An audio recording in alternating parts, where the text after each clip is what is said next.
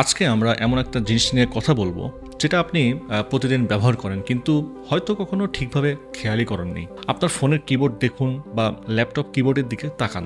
একটা জিনিস কি অদ্ভুত লাগে না আপনার কাছে? অ্যালফাবেট আমরা ছোটবেলা থেকে শিখেছি, ABCD এই অর্ডারে আর কি, কিন্তু কিবোর্ডে গিয়ে দেখি QWERTY এরকম প্যাটার্নে সাজানো, মানে লেটার্সগুলো একদম এলোমেলোভাবে। এখন প্রশ্ন হচ্ছে, কেন কিবোর্ডের এই লেটারগুলো ABCD অর্ডারে না হয়ে এমন কমপ্লেক্স লেআউটে রাখা হলো কেন? শুনতে সিম্পল কোয়েশ্চেন মনে হলো, এর পেছনে আছে 150 বছরের পুরনো এক মেকানিক্যাল প্রবলেম। টাইপ রাইটারের history, business strategy, human habit আর এমন একটা সলিউশন যেটা আজও আমাদের কিবোর্ডে বেঁচে আছে, যদিও সেই প্রবলেম এখন আর নেই। মজার ব্যাপার হচ্ছে যে কিবোর্ড শুরুতে কিন্তু সত্যি অ্যালফাবেটিক্যাল অর্ডারে ছিল। 1860 দশকের শেষের দিকে ক্রিস্টোফার লাথাম শোলস নামে একজন আমেরিকান নিউজ পেপার এডিটর এবং ইনভেন্টর প্রথম দিকে কমার্শিয়ালি সাকসেসফুলি টাইপরাইটার বানানোর চেষ্টা করছিলেন। তো সিম্পলভাবে তিনি কিগুলো সাজালেন অ্যালফাবেট অনুযায়ী, ABCD থেকে Z পর্যন্ত, কারণ এটা কিন্তু সবার কাছেই ফ্যামিলিয়ার, সহজে খুঁজে পাওয়া যায় আর নতুন ইউজারদের জন্য খুবই লজিক্যাল আর কি। তো প্রথম দিকের টাইপরাইটার দেখতে আজকের কিবোর্ডের মতো ছিল না, কিন্তু অনেকটা পিয়ানোর মতো 2 রো কি ছিল আর কি। তখন মনে হচ্ছিল এটাই তো পারফেক্ট, মানুষ অ্যালফাবেট জানে, তাই কিবোর্ডেও যদি অ্যালফাবেট থাকে তাহলে টাইপিং করতে ইজি হবে। কিন্তু খুব দ্রুত একটা বড় প্রবলেম দেখা দিল, মেশিন মানুষের হাতে স্পিড হ্যান্ডেল করতে পারছিল না। তো এটা বুঝতে হলে অ্যান্টিক টাইপরাইটারের ভেতরে তাকাতে হবে। তখন টাইপরাইটারে প্রতিটি কিয়ের সাথে একটা মেটাল আর্ম থাকতো, যাকে টাইপ বার বলা হয়। আপনি যখন একটা কি প্রেস করতেন, সেই টাইপ বার উপরে উঠে ইঙ্ক রিবনের উপর আঘাত করত, আর রিবনের মাধ্যমে পেপারেও লেটার প্রিন্ট হতো। মানে প্রতিটি লেটারের জন্য আলাদা মেটাল আর্ম ছিল। প্রবলেম হচ্ছে যে ইংলিশ ল্যাঙ্গুয়েজে কিছু লেটার পেয়ার খুব ফ্রিকুয়েন্টলি একসাথে আসে, যেমন T এবং H, S এবং T, E এবং R। এই ধরনের কম্বিনেশন আমরা বারবার লিখি। তো অ্যালফাবেটিক্যাল কিবোর্ডে এই কমন লেটার্স অনেক সময় একে অপরের কাছাকাছি ছিল, ফলে টাইপিস্ট খুব ফাস্ট টাইপিং করলে দুইটা কাছাকাছি মেটাল আর্ম প্রায় একই সময় উঠে যেত। তো মাঝখানে গিয়ে একে অপরের সাথে ধাক্কা খেত আর মেশিন জ্যাম হয়ে যেত। ভাবুন, আপনি খুব ফাস্ট লিখছেন, হঠাৎ টাইপরাইটার আটকে গেল, আপনাকে থামতে হবে, মেশিনের ভেতরে হাত ঢুকিয়ে ইঙ্ক কভার্ড মেটাল আর্মস আলাদা করতে হবে, তারপর আবার টাইপিং শুরু করতে হবে। এটা কিন্তু শুধু অ্যানোয়িং না, প্রোডাক্টিভিটির জন্য ভয়ঙ্কর প্রবলেম ছিল।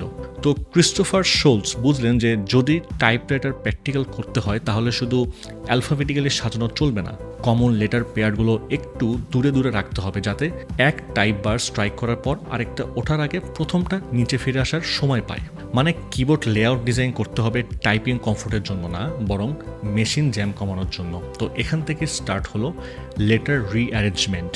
শোলস কয়েক বছর ধরে ট্রায়াল এবং এরর করলেন, কোন লেটার কোথায় রাখলে জ্যাম কম হবে, কোন কম্বিনেশন দূরে রাখা দরকার। তো এসব নিয়ে আর কি এক্সপেরিমেন্ট চললো। কিন্তু কোয়ার্টি লেআউট শুধু টাইপ বা জ্যাম কমানোর জন্যই তৈরি হয়নি, এর সাথে আরেকটা ইন্টারেস্টিং গ্রুপ জড়িয়েছিল, আর সেটা হচ্ছে টেলিগ্রাফ অপারেটরস। তখন টাইপরাইটার অনেক ব্যবহার করতেন টেলিগ্রাফ অপারেটরসরা। তাদের কাজ ছিল মোর্স কোড শুনে দ্রুত মেসেজ টাইপ করা। মোর্স কোডে কিছু সাউন্ড একে অপরের কাছাকাছি শোনায়, আর অ্যালফাবেটিক্যাল কিবোর্ডে সেগুলোর লেটার পজিশন টেলিগ্রাফ অপারেটরসদের জন্য অকওয়ার্ড ছিল আর কি। তাই তারা ফিডব্যাক দিতে থাকে কোন কি কোথায় থাকলে ফাস্ট টাইপ করা সুবিধা হবে। শোলস সেই ফিডব্যাক অনুযায়ী কিছু লেটার মুভ করেন, যেমন জেড এবং এস এর মতো কিস টেলিগ্রাফ ইউজ কেস মাথায় রেখে অ্যাডজাস্ট করা হয়। তো আস্তে আস্তে 1873 সালের দিকে লেআউট ইভলভ হয়ে কোয়ার্টির কাছাকাছি চলে আসে আর কি।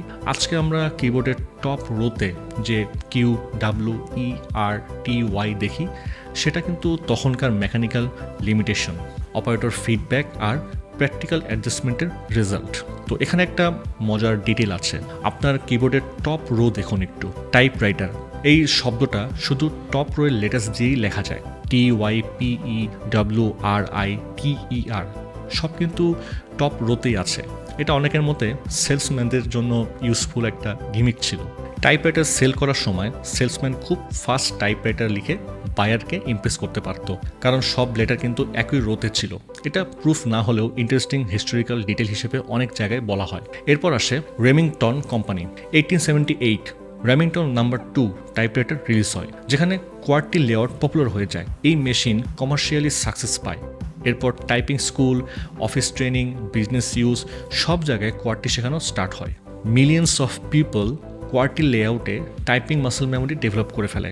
তো এখন একটা প্রশ্ন আসতে পারে যে টাইপরাইটারের মেকানিক্যাল জ্যামিং প্রবলেম তো কম্পিউটার কিবোর্ডে নেই, তাহলে কম্পিউটার এরাতে আমরা এবিসিডি লেআউটে ফিরে গেলাম না কেন?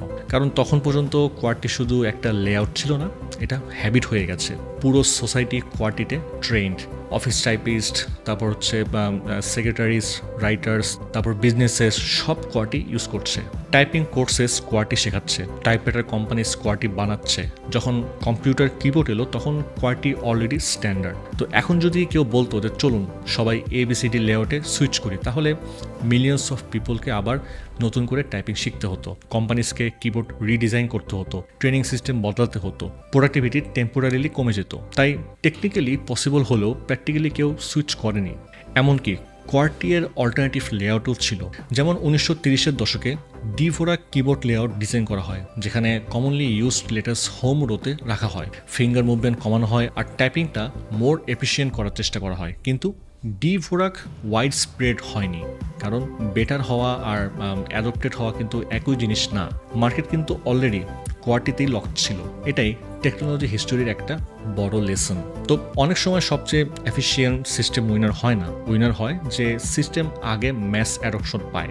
কোয়ার্টি পারফেক্ট ছিল না, কিন্তু এটা স্ট্যান্ডার্ড হয়ে গেছে। আর once something becomes a standard, সেটা বদলানো খুবই কঠিন। আজকে আমরা টাচ স্ক্রিন কিবোর্ড ব্যবহার করি, ল্যাপটপ কিবোর্ড ব্যবহার করি, মেকানিক্যাল কিবোর্ড ইউজ করি, সব জায়গায় কোয়ার্টি আছে। আইরনি হচ্ছে যে লেআউট অরিজিনালি টাইপরাইটার জ্যাম কমানোর জন্য তৈরি হয়েছিল, কিন্তু সেই মেকানিক্যাল আর্মস আজ আর নেই। বাট লেআউটটা থেকে গেছে, প্রবলেম মারা গেছে, সলিউশন বেঁচে আছে। এটা অনেকটা গোস্ট ইন দ্য মেশিনের মতো।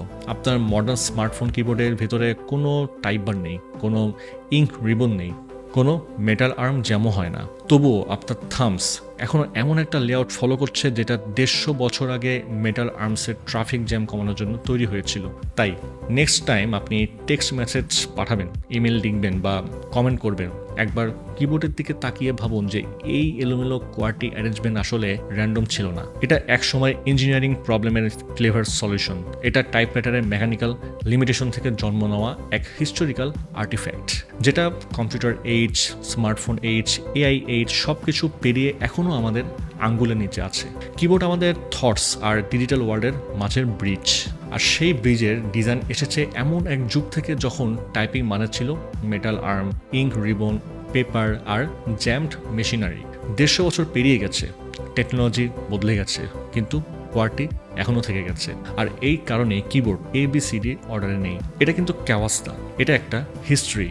তো আশা করি আজকের এই টপিকটা আপনাদের ভালো লেগেছে। আর যদি এই ভিডিওটি ভালো লেগে থাকে তাহলে অবশ্যই এটা শেয়ার করতে ভুলবেন না। আর কোনো ধরনের কোয়ারিজ থাকলে অবশ্যই কমেন্ট করতে ভুলবেন না। আজ চলে যাচ্ছি, দেখা হবে পরে কোনো ভিডিওতে।